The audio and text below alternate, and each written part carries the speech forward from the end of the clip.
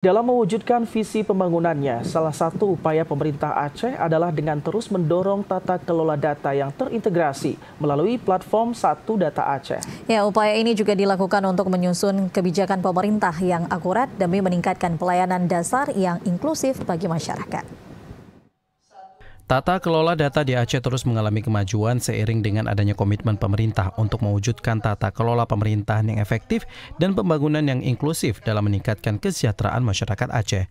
Bekerja sama dengan Skala yang merupakan program kemitraan Australia-Indonesia, pemerintah Aceh telah membangun platform Satu Data Aceh yang merupakan platform data terintegrasi yang menjadi rujukan bagi perencana pembangunan daerah dari tingkat desa hingga provinsi.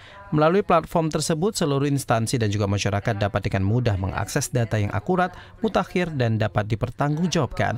Asisten 2 Sekda Aceh Zulkifli mengatakan, Satu Data Aceh menjadi dasar perencanaan pembangunan Aceh yang terarah dan terukur. Kita harapkan di tahun-tahun mendatang perencanaan pembangunan yang berbasis data yang valid ini itu akan memberi dampak yang signifikan. Karena kita ketahui secara umum bahwa bila perencanaan pembangunan tidak berbasis data yang valid, tentu tujuan pembangunan juga tidak akan tercapai.